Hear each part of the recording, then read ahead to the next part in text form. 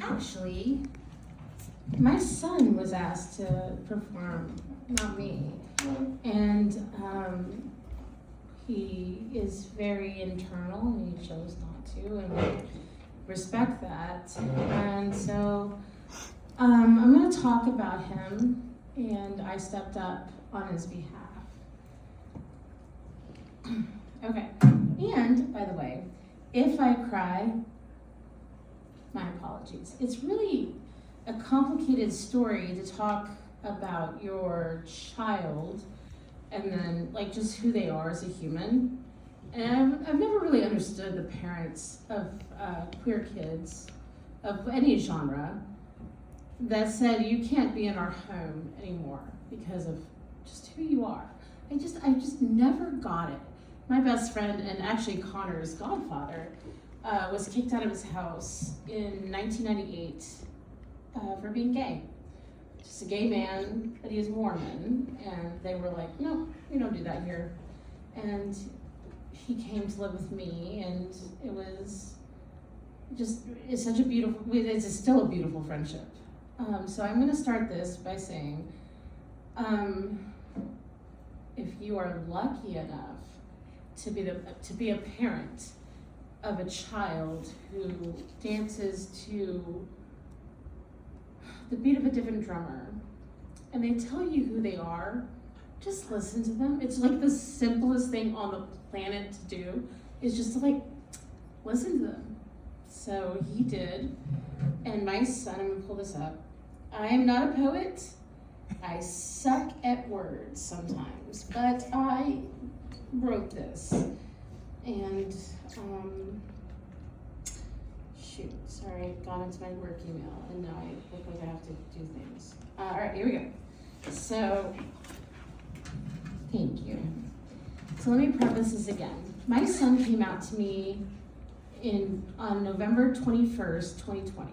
He was 10. And it was the day before my wedding to a man that I have another child with, and her name is Zelda, and she is amazing. Now, this man came into my life in one aspect, and he will leave my life in a very dark aspect. The day before we got married, my son came to me and said, Mama, I'm a boy. But that was followed by, it was prefaced by him crying and screaming, and I thought he like robbed a bank at this point. I was like, what is going on? He's like, Mom, I gotta tell you something, I've done something so bad, and I'm like, did you set something on fire? What the hell?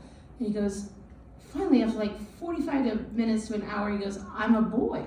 And I go, that's what you had to say to me? I go, you have done nothing wrong. And by the way, I knew that since the time he was like 5, I knew he was trans. But you gotta let your kids come out the way they gotta come out. So he finally admitted it to me, and I got married the next day because I told my would-be husband that this happened, and he said, absolutely, we've got this child. It's fine.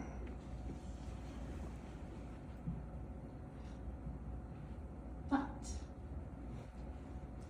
what happens is that Tennessee, my home state, and God bless Tennessee, every day, all day, I did every piece of my job to make Tennessee better. And I got up every day to make Tennessee better. But Tennessee, man, they didn't love us. So Tennessee hates queer people. And that got my son to the point that it was destroying him from the inside out. And everything I did, I put him in a private school that said that they would affirm. They kicked him out for using the boys' restroom. That's a whole other story in itself. But then my husband will grow up to show us that he got into that Charlie Kirk manosphere. And oh my God, out of nowhere, it felt like almost out of nowhere, he started saying some pretty gnarly stuff. And he, one day, would come after Trump got elected. He came home and he said that we were sinners. Yeah. By the way, I'm the one who goes to church, not him. So, just an FYI. Not that going to church makes you a sinner or not a sinner, that's not the point, but my son is a camp counselor at an Episcopalian church camp in Arkansas. You know, my son knows the Bible back and forth. My son sings in the choir. But how dare you?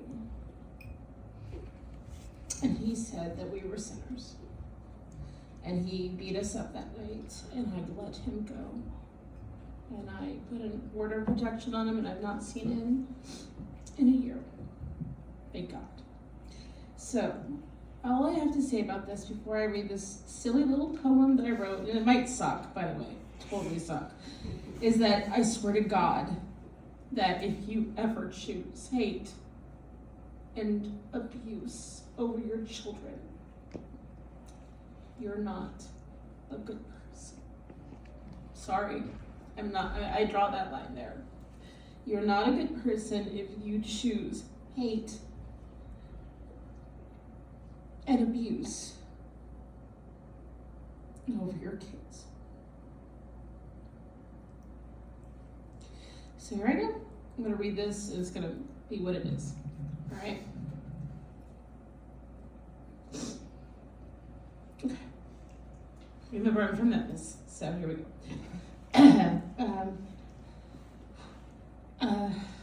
We packed our lives in silence.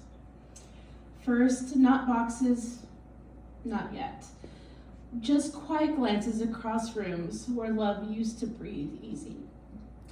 In Tennessee, the air got heavy. Not summer thick, no. And if you're from Tennessee, you know I'm talking about by summer thick.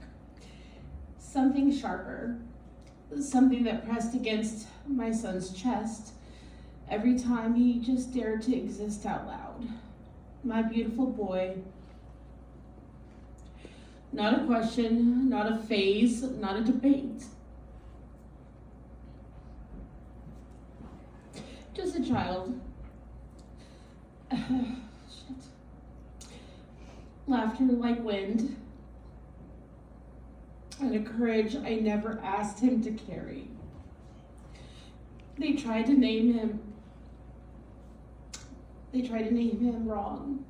They tried to shrink him into something that could make them comfortable. But I watched him bloom anyway, soft and fierce, like a wildflower breaking through concrete that swore nothing could grow there. And I was his mama. I am his mama. So I chose him. And again and again and again, I've always chosen him. Even when it meant standing in the wreckage of a marriage that mistook control for love, that raised its voice like a weapon and wrapped politics around its cruelty and called it righteousness. We left more than a house behind. We left slammed doors. We left silence that cut deeper than shouting. We left fear sitting at the dinner table, uninvited but always felt. We left him, the man who could not see the miracle in his own child. And yes, it nearly broke us, and it has broken us. But staying would have killed us. But leaving was oxygen. Chicago. You met us like a deep breath. You can put the weight down now.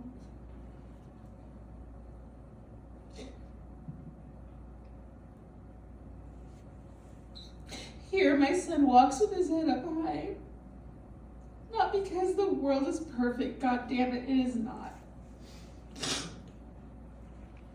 But because it is no longer, it doesn't feel like a battlefield here. Sorry. He's called by his own name. Here we laugh louder. We sleep deeper. We exist without apology, stitched into everyone's sentence. He is still that same beautiful boy, but now he shines without asking permission from people who never deserved his light. And me, I'm still his mama. But now, I am more than survival. I'm a witness to his joy, and I am proof that love can be louder than hate. But it refuses to stay quiet. His name is Connor, and he is a blessing. And he's